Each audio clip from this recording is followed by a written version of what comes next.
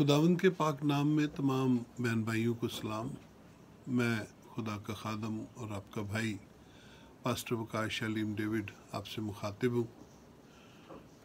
اور آج کل جو کچھ ہمارے آس پاس اور دنیا میں ہو رہا ہے، یعنی کہ یہ کرونا وائرس کی جو وبا شروع ہوئی ہے، تب سے ہی بہت سے فون، بہت سے پیغامات، بہت سے جو کلیسیا کے لوگ ہیں وہ ملنے آتے ہیں اور وہ اس کے بارے میں رائے مانگتے ہیں، کیونکہ سوشل میڈیا کے اوپر بہت سے مسیحی بہن بھائی اور بہت سے خادمین آپ کو اس کوشش میں لگے نظر آئیں گے کہ وہ کسی طریقے سے یہ ثابت کر سکیں کہ اس وبا کی پیشن گوئی بائبل میں پہلے سے موجود ہے۔ کچھ کا کہنا ہے کہ یہ اس زرد گھوڑے کی سبب سے ہے جو مکاشفہ کی کتاب میں بیان ہوا ہے۔ کچھ خادمین کا کہنا ہے کہ یہ وبا ان بڑی مصیبتوں کا شروع ہی ہے جو مخالف مسیح کے دور میں آئیں گی اور جن کا مکاشفہ کی کتاب میں ذکر ہے۔ اس کے علاوہ کچھ کا کہنا ہے کہ یہ خدا کا قہر ہے۔ چند دن پہلے ایک ویڈیو شیئر ہوئی ہے جس میں کہا گیا ہے کہ یہ لوکا باب 21 کے مطابق خداوند کی پوشیدہ آمد سے پہلے جو موت آنی ہے یہ اس کے تعلق سے ہے۔ پھر کل بھی کچھ سوشل میڈیا پر ایک ویڈیو میں کہا گیا کہ یہ دوسری تواریخ اس کا 7 باب 12 آیت جو ہے یہ اس سے متعلق ہے، جبکہ اگر آپ بائبل مقدس کا مطالعہ کریں تو ایسا کچھ بھی نہیں ہے، ایسا کچھ بھی نہیں ہے۔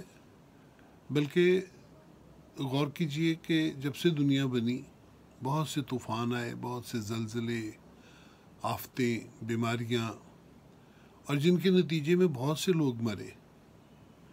ایسے مہلک وائرس بھی آئے جس کے نتیجے میں بے شمار دنیا مری۔ چند ایک کا میں بیان کرتا ہوں۔ ایک ہے بلیک ڈیتھ، جس میں یورپ کی آدھی سے زیادہ آبادی مر گئی تھی۔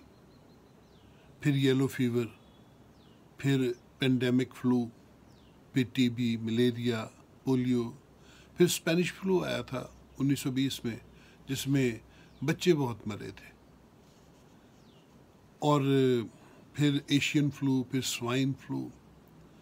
یہ سارے وہ وائرس ہیں جن سے بہت ساری موات ہوئی تھیں، اور اس وقت تو میڈیسن بھی ایز سچ کوئی نہیں تھی، انسان نے اتنی ترقی نہیں کی تھی، اور آج بھی بہت سارے وائرس کی جو ویکسین ہے وہ ہمارے پاس موجود نہیں ہے۔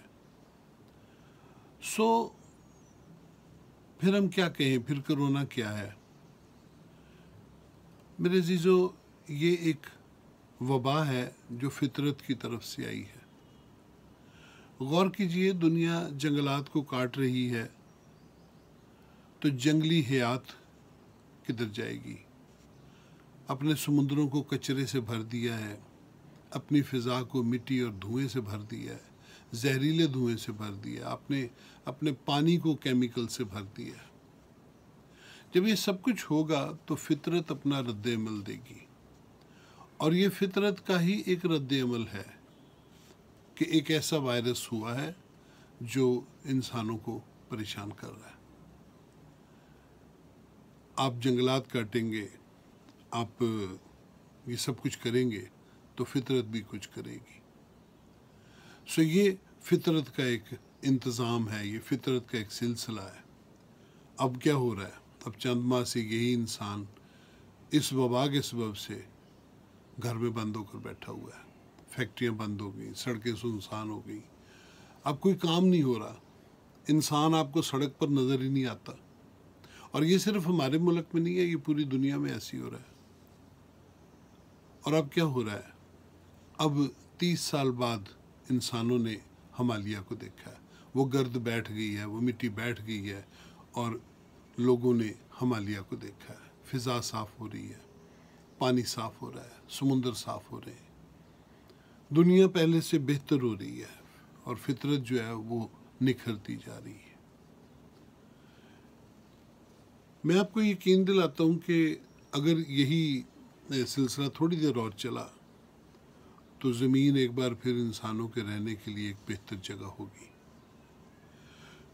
فطرت نے ہم انسانوں کو یہ موقع دیا ہے کہ ہم اندر بیٹھیں، اپنے خاندانوں کو اور اپنے جیسے لوگوں کے ساتھ ہم ری یونین کریں، اپنے تعلقات کو بہتر کریں۔ انسان جو دنیاوی چیزوں میں بھاگا پھرتا رہا اور وہ ان ساری چیزوں سے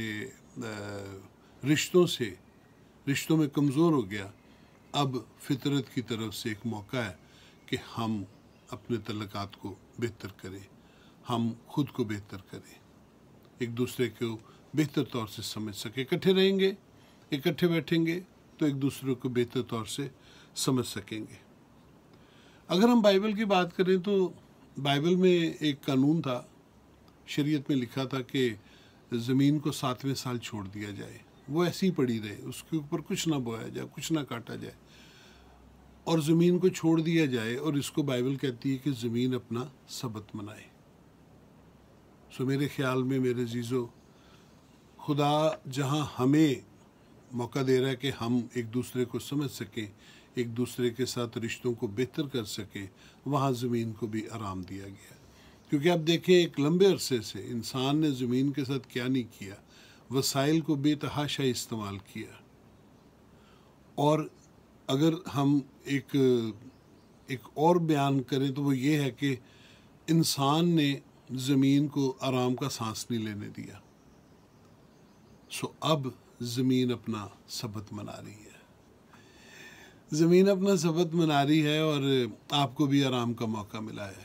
اس کا تو ایک پہلو یہ ہے نا کہ مالی مشکلات ہیں، روزگار کے مسائل ہیں، دوسرے، لیکن ان ساری باتوں کا ایک رخ یہ بھی ہے کہ فطرت نے آپ کو موقع دیا ہے کہ آپ اپنے خاندان، اپنے لوگوں کے ساتھ، اپنے دوستوں کے ساتھ، اپنے عزیزوں کے ساتھ اپنے تعلقات کو بہتر کر سکیں، اپنی سوچ کو دوبارہ سوچ سکیں، اپنے آپ کو دوبارہ ریفائن کر سکیں، بہتر کر سکیں، اپنی کمزوریوں پہ غالب آئیں، اپنی اخلاقی زندگی، دینی زندگی تو دور کی بات ہے، پہلی بات تو دنیاوی زندگی اور اخلاقی زندگی، جو اخلاقی ذمہ داریاں، ان پر ہم غور کرنے والے ہوں۔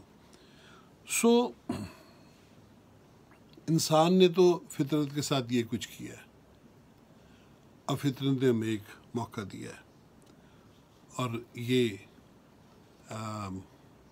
ایک موقع ہے کہ ہم اپنے آپ کو بہتر کریں۔ اس کا بائبل سے کوئی ایسا تعلق نہیں ہے۔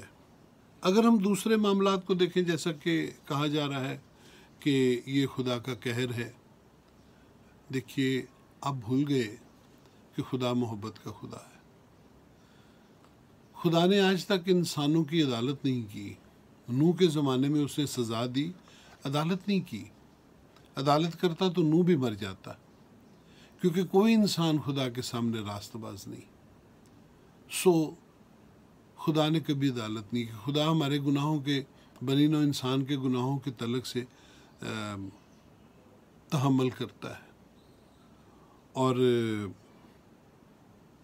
اگر آپ دنیا کو دیکھیں تو دنیا تو جب سے بنی ساری گناہ موجود تھے، جرائم بھی تھے، جنسی جرائم بھی تھے، پھر ہم جنس پرستی بھی تھی، ناجائز بچے بھی ہوتے تھے، قتل بھی ہوتے تھے، چوریاں بھی تھیں، سب کچھ ہی تھا، اور وہی کچھ آج بھی ہے۔ خدا عدالت نہیں کر رہا، خدا اپنے وقت پر سب کچھ کرے گا، لیکن اگر خدا عدالت کرے تو کون اس کے سامنے قائم رہے گا؟ اگر ہم ان کی بات کریں جو کہہ رہے ہیں کہ یہ خدا کا قہر ہے، تو اگر خدا کا قہر ہے تو پھر کون اس کے سامنے ٹھہرے گا؟ کون اس کا سامنا کر سکتا ہے؟ یقیناً کوئی نہیں۔ اس کے بعد ہم آ جاتے ہیں زرد گھوڑے کی طرف۔ دیکھیے مکاشفہ کی کتاب جو ہے وہ بیان کرتی ہے کہ باب 4 کے مطابق کلیسیا اٹھا لی جائے گی، جیسے خداوند یسوع نے کہا تھا کہ ایک لے لیا جائے گا، ایک چھوڑ دیا جائے گا، تو کلیسیا کا ایک حصہ اٹھا لیا جائے گا۔ چوتھے باب میں اٹھایا جائے گا۔ 5ویں باب میں ہمیں ایک ایسی کتاب ملتی ہے جو مہرے لگا کے بند کی گئی، اور 6 باب سے عدالت شروع ہوتی ہے، جہاں پر مہریں کھلتی ہیں اور گھوڑوں کا آنا شروع ہوتا ہے۔ اور یہ جو زرد گھوڑا ہے یہ چوتھا گھوڑا ہے، چوتھی مہر کھلنے سے وہ آتا ہے۔ تو ابھی تو پہلی 3 نہیں کھلی، تو جب پہلی 3 نہیں کھلی تو چوتھی کیسے کھل جائے گی؟ اور زرد گھوڑا کیسے آ سکتا ہے؟ یاد رکھیں نبوتیں جو ہیں وہ آسمانی ہوتی ہیں، اور جس ترتیب سے بیان ہوتی ہیں اسی ترتیب سے وہ واقعہ بھی ہوتی ہیں. یہ اس ترتیب سے نہیں ہو سکتی جو ہم چاہیں. یہ نبوت ہے. نبوت جو ہے وہ اپنی ترتیب سے ہی واقعہ ہوتی ہے.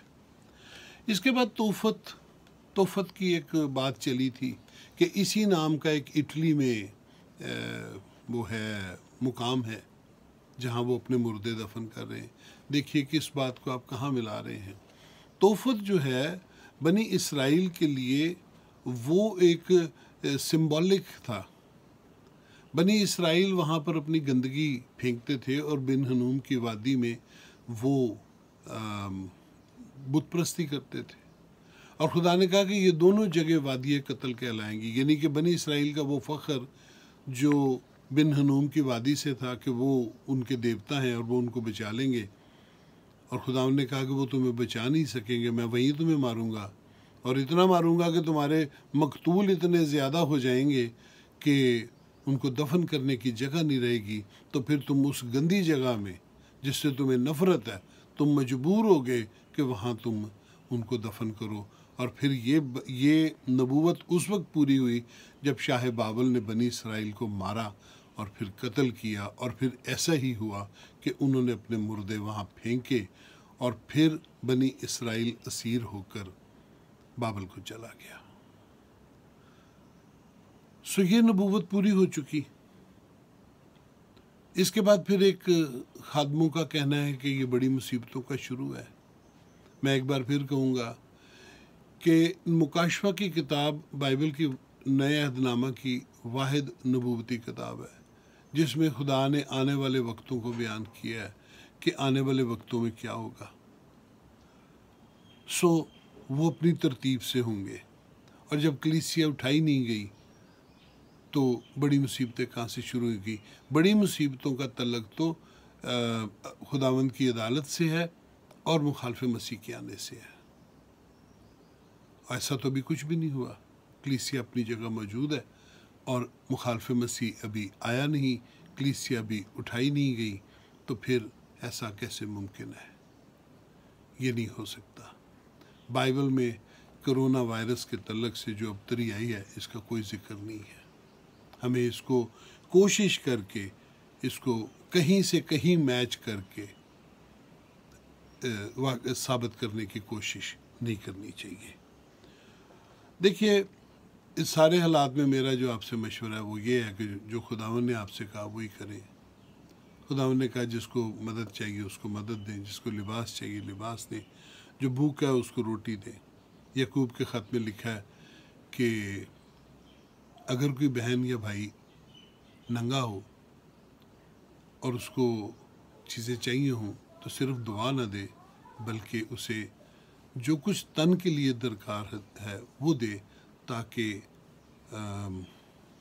تو اعمال سے بھی راست باز ٹھہرے.